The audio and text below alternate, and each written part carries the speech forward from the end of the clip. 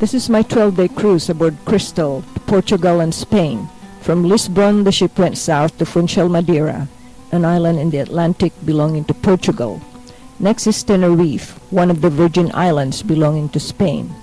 We went north to romantic Seville, then to Valencia, and finally Barcelona. We went to magical Marrakesh, a different world and a different slideshow altogether.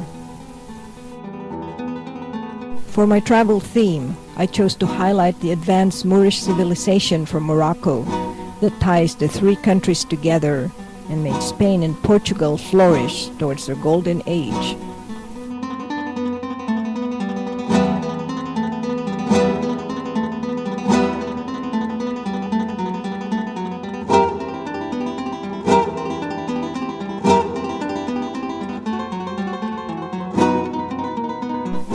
Depart Lisbon by sea, the same sea that beckoned early explorers to find new lands, bringing colonies and riches beyond imagination. This was Vasco da Gama Bridge. It was renamed after the 1974 revolution.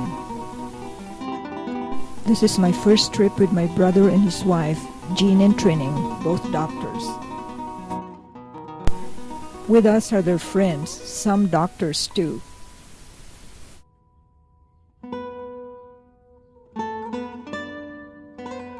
Our first night aboard Crystal shows what my brother's way of traveling in style is all about.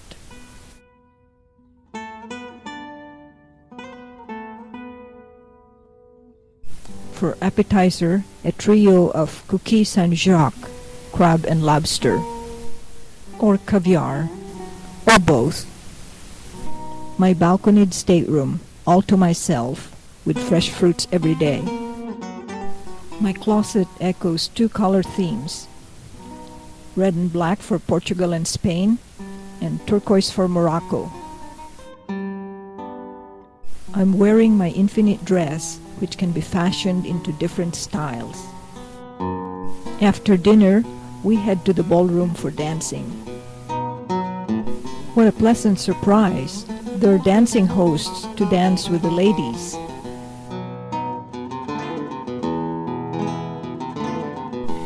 That makes my day, every day.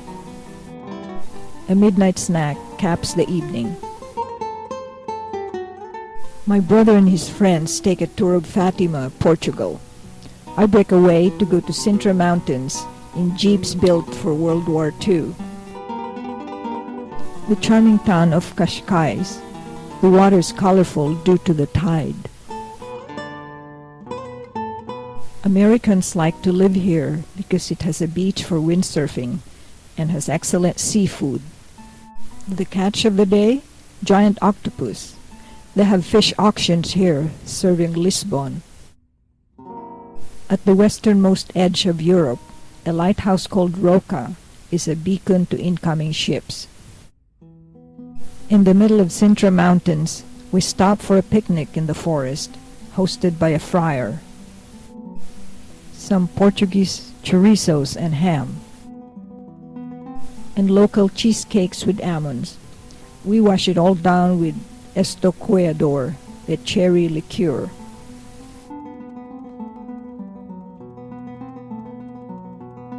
The town of Sintra has breathtaking views.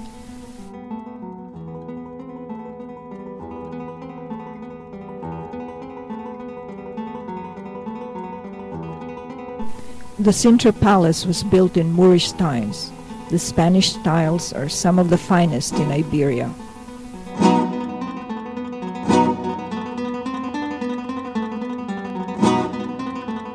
It was a hunting palace for royals, still used today for receptions. For nostalgia, the king had the ceiling painted with swans, her daughter's favorite animal. Here's the kitchen with a rotisserie large enough for a cow. Have you ever dreamed of a romantic castle high on a hill? Here's Pena Palace. A romantic prince, Ferdinand, hired a German architect to build it, combining Moorish minarets, Renaissance domes, and Gothic towers. From here, King Manuel spotted Vasco da Gama's triumphant return from his discovery of spice route to India. The lush, sprawling gardens look inviting to escape the summer heat of Lisbon. In 711, the Arab Muslims from Morocco landed in the Rock of Gibraltar and invaded Spain, then Portugal. They built this Moorish castle, which was lost in an enchanted forest. The Moors are masters in math, medicine, and architecture, and brought a brilliant civilization when the rest of Europe was in the Dark Ages. Back to Lisbon, we pass by the Museum of Discoveries, honoring the explorers. Camões, in his masterpiece Lusiad, wrote about the journey of Vasco da Gama, who made Lisbon one of Europe's wealthiest cities.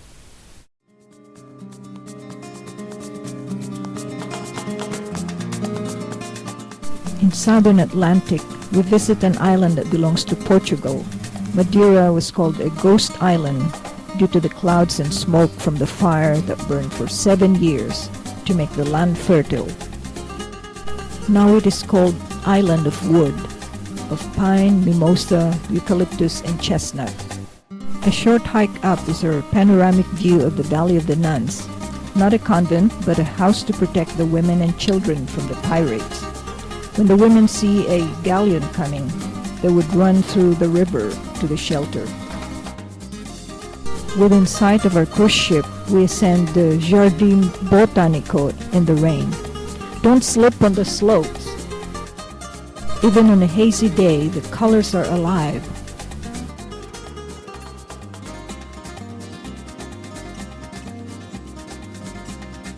There are 200 indigenous species of ferns. Young tourists like these come here on winter cruises and enjoy a place clean of crime. This is the market. Outside are flower vendors in matching red dresses. Lovely. Inside are fruits. And look what Jean finds. Custard apple, a Filipino favorite. The fish roe. The red fish is called boca negra. These lapas are good, grilled in lemon, butter, and garlic. These sword-looking fish are called espada, caught under 3 feet of water looking black, then scrubbed until white. Our guide takes us to a restaurant that serves espada a Madeira for 14 euros. It just melts in your mouth with its tasty fat. The parrotfish gives an eye-catching touch to my red and black color theme. The women like to wear very high heels to the delight of the men. Why is everyone gathering at the front of the church? These graduating students are walking in pairs for the baccalaureate mass, which originated in Oxford, to celebrate dedication to learning. Everywhere are terraces built by Moroccan prisoners. They grow bananas using manual labor to harvest. The British came, lifted people from poverty, and taught them embroidery. They also discovered Madeira wine. More Madeira, my dear? In the harbor, the fishermen come at night to drink and gamble. Then they put on their bait and go to sleep while they await their catch.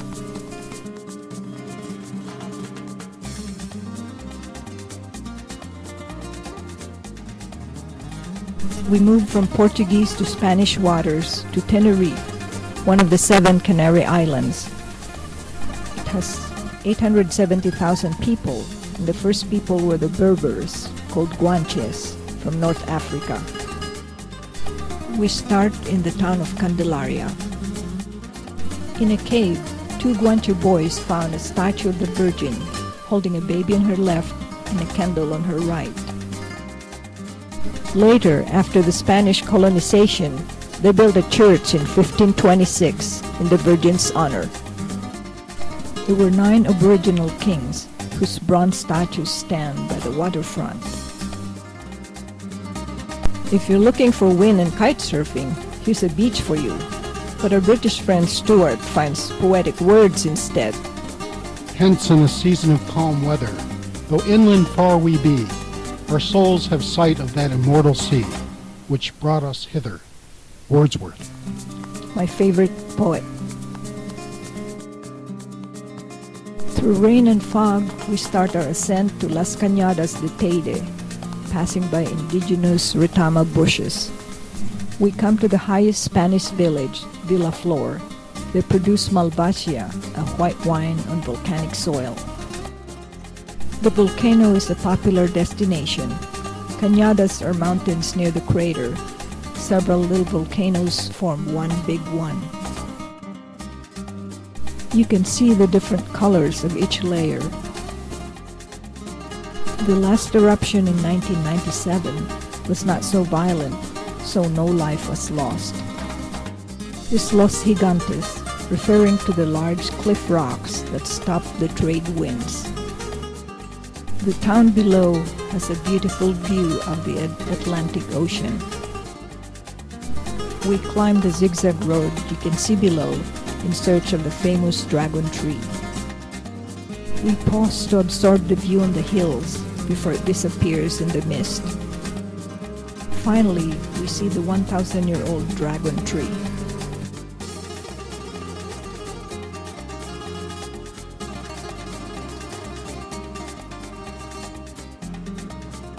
It produces a red sap if you cut it.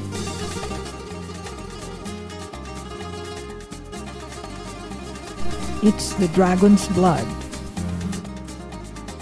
We pay homage to Agatha Christie.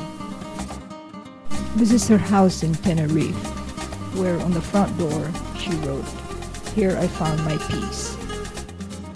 While I ponder on her famous short story, The Man of the Sea, we drive back to our hotel on the sea. It's good to be back on a restaurant on the sea. Tonight it's called Silk Road. Boy, 3 dishes of appetizers, including the world-renowned Nobu cuisine, and all the unagi eel I want. Plus soup and salad. Twinning boldly samples a new seaweed salad. You get an entree or 2, or all of the above, and any drink that you fancy, all on the house.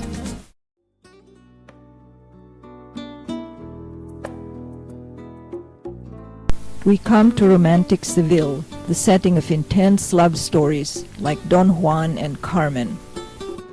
In the 17th century, Seville was the largest and wealthiest city of Spain. Vespucci and Magellan, in their quest for new trade routes, brought much gold and silver, cocoa and tobacco. In 1929, Seville had a grand exhibition to promote trade with nations. Pavilion of Argentina. Guatemala's is covered with beautiful tiles. This is the Mudéjar Pavilion, a mix of Islamic and Christian style.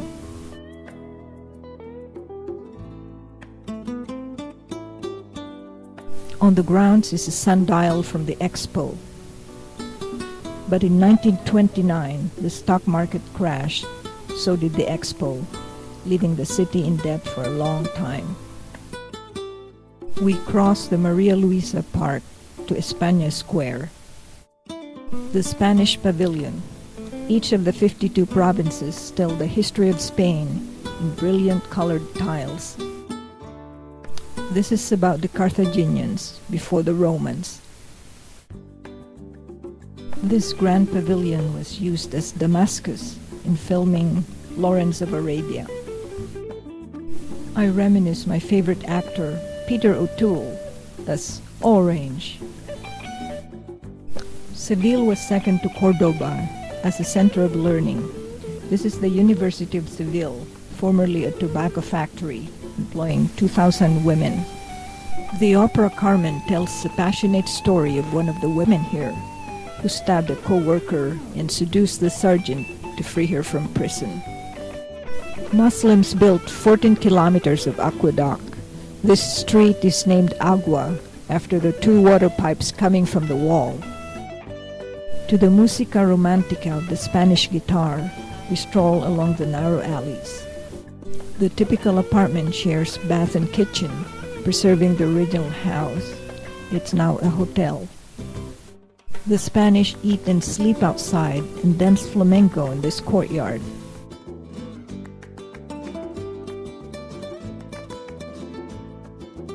The favorite story of Don Juan happened in a hotel like this. Don Juan bets with his friend that he can seduce two women about to take a vow, a fiancé and a nun. It was written by a monk to tell the young what not to do. It was a bestseller and became an opera, Don Giovanni. Still thinking of the romantic Don Juan story, we snake into a tight alley called Reynoso. It is nicknamed Kiss. From that romantic interlude, we go to the romantic Moorish Palace of Alcazar. It is 1,000 years old. Behind the gate is an eye-catching tree called Palo Borracho, with pretty blooms and thick prickles on the trunk for storing water. Muhammad built a palace for his Christian friend, King Pedro, whose name you can see in this inscription.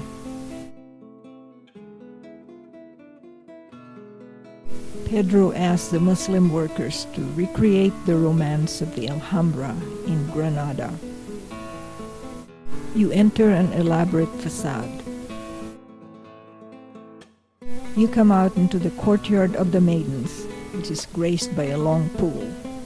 There are 4 covered cisterns that provide water to the 4 corners of the palace.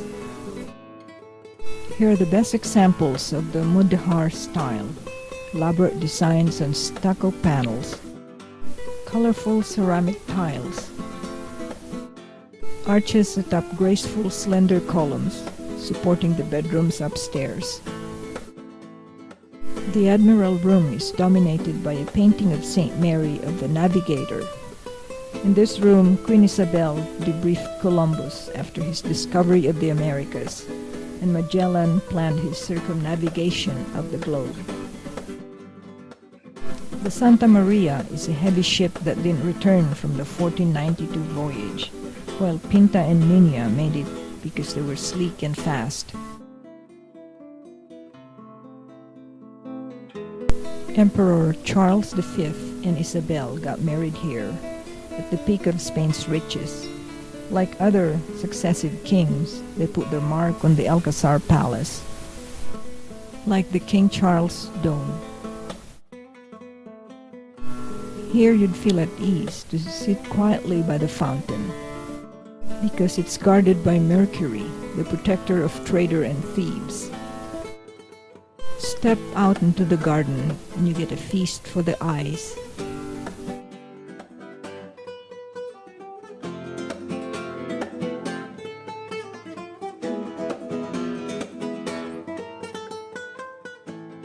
There's a little plaza with benches of colorful ceramic tiles. It's lunchtime and we look for a nice place to have tapas. Across the street is the 3rd largest church in Europe. During the Reconquista in 1401, the Christians built it over the Moorish mosque. The choir features an organ with 7,000 pipes. It has many chapels and altars. The Altar de Plata has a large gleaming silver monstrance for displaying the host. The silver and gold are a reminder of Seville's golden age.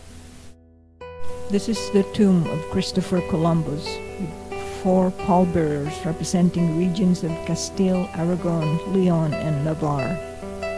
Colon, as he is called here, was an Italian who learned Portuguese and Spanish and sailed under Spain as an explorer when Portugal said no. The bell tower Giralda gives history at a glance. The base shows Roman stones, the lower 2/3 shows a long Moorish period, and the top third has Christian bronze statue that symbolizes triumph over Muslim.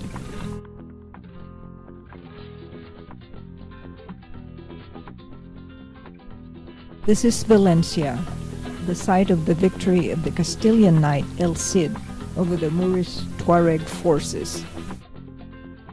This is present-day Valencia at the Estación del Norte for trains. It's 9:30, but the streets are empty due to Constitution Day. Everyone is on holiday for the weekend. In 1977, Franco, the dictator, died, and everyone rejoiced. But freedom didn't come until 1979. This is the Colón Market, named after Columbus. They used to sell food in the streets, but the council opted for an indoor food hall. The central market, with 1,000 stalls, is brimming with activity and food. Jamones! Hooray! They leave the pig's foot intact to see where they came from. The jamón ibérico, or black ham, is the best and the most expensive. Feli says, my grandma would make jamonado for Christmas. Our guide says, mine would cook gambas arajillo, prawns in garlic and oil. Speaking of gambas, what an array of fresh giant prawns in bright red. Cigalas or crayfish cost $24 a pound. These giant red prawns cost $30 a pound. Centollas are tasty female spider crab. Navajas vivas, some live shellfish. A favorite in Spanish cooking, aceitunas. The National Ceramics Museum.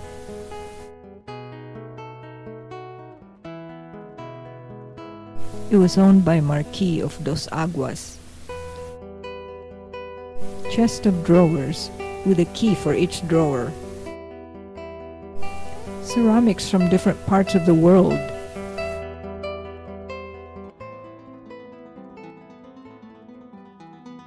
Jewelry of the Marchione.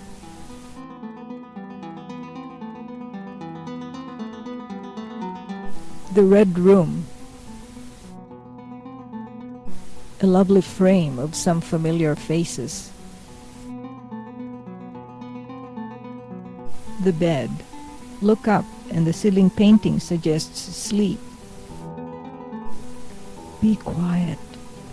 The goddess of night nicks. Dreaming.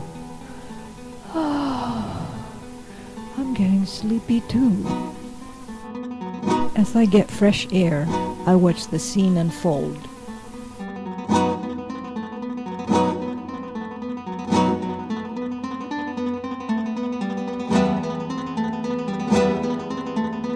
This is Plaza Redonda before renovation.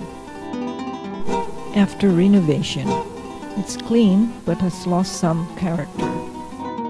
Souvenirs? Here's bota for wine. Some Spanish dresses.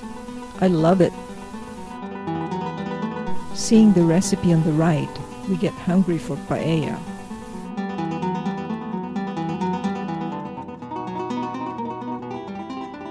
At the forum is a relaxed statue of Neptune on the river Turia. Just what I feel like doing after lunch. This is the University of Valencia, one of 5 universities for a population of 850,000. There's a Catholic university, St. Vincent, known for its very good standard. This is one of the 2 remaining city towers. There were originally 12. Here, the fall of Seville took place when Napoleon's soldiers outnumbered the Spanish 2-1. On a lighter note, the Spanish are stylish dressers.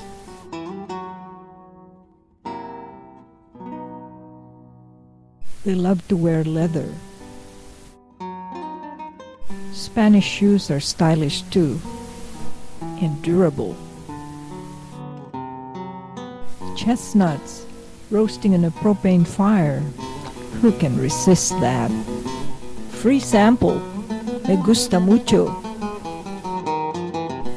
There's a festival of castañas in the first week of November. You'll see a variety of products, from castañas juice and liquor to castañas cakes and pastries.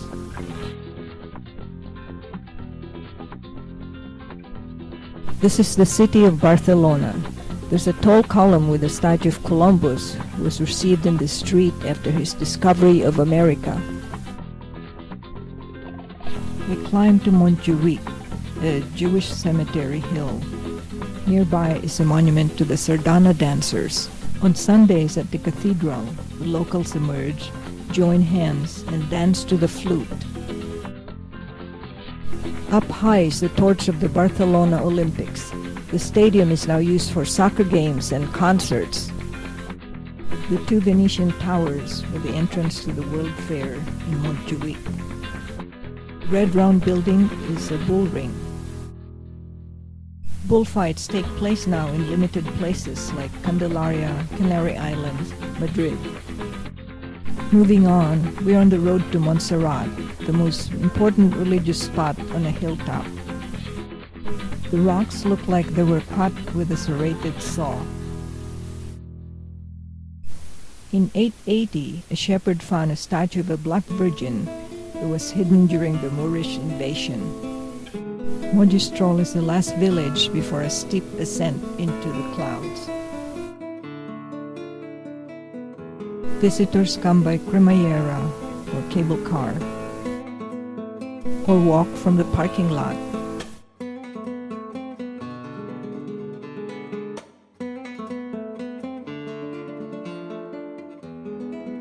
In 1025, the monastery was built, but later destroyed by Napoleon. Now, 80 monks live here, gardening on the slopes. 40 boys aged 8 to 14 live in the monastery, attending the Scolania or choir school. At the cathedral, visitors and locals line up to hear the boys' choir.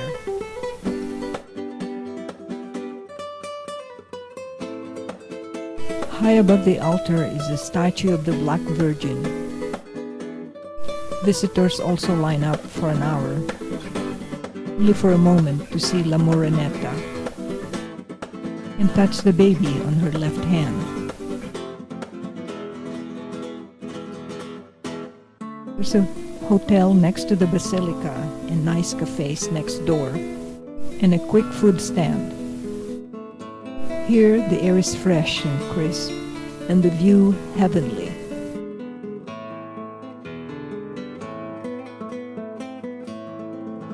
You can't help but get touched by the spiritual and cultural aspects of the Catalan people. Back to Barcelona, we visit the unfinished work of Gaudi, the Sagrada Familia Church, the most visited monument in Spain. There are 12 towering spires for each apostle. There are 3 facades of the Nativity, the Passion, and the Glory.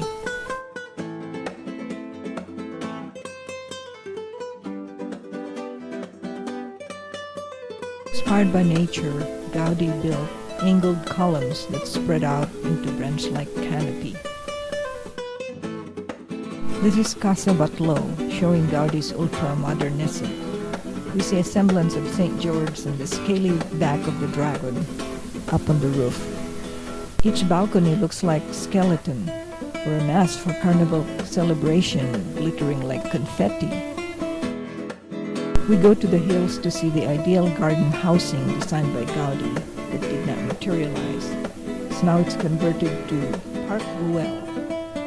While the Sagrada Familia is exhausting in its complexity, Park Güell is light and playful. The city people did not want to give up the conveniences of living in the flatlands. Only 3 houses were built. This is Gaudi's. Gaudi's ultra-modern ideas, stemming from nature, come into play. There are 3 levels of road winding and merging into an arch. One would ask, is it the road or nature? At Nature Square, the colorful Benches have curved lines to imitate the natural way. Gaudi decorated them with wood, metal, broken tiles, wine bottles, and caps. The wave is a walkway for rainy days. It imitates the waves of the ocean. From lavish housing on the hills, we go back to our own lavish housing on the sea. Tonight is Captain's farewell. We wine and dine in elegance. The lamb chops look delicately pink. For dessert, Training orders a pretty mousse with red miniature berries. Angel opts for a classy French cheese not in the menu, a poisse, to complement his Remy Martin cognac. Again I dance the night away, rumba with Emery, waltz with Gus, or tango with Constantino. But the most memorable was the merengue with my brother.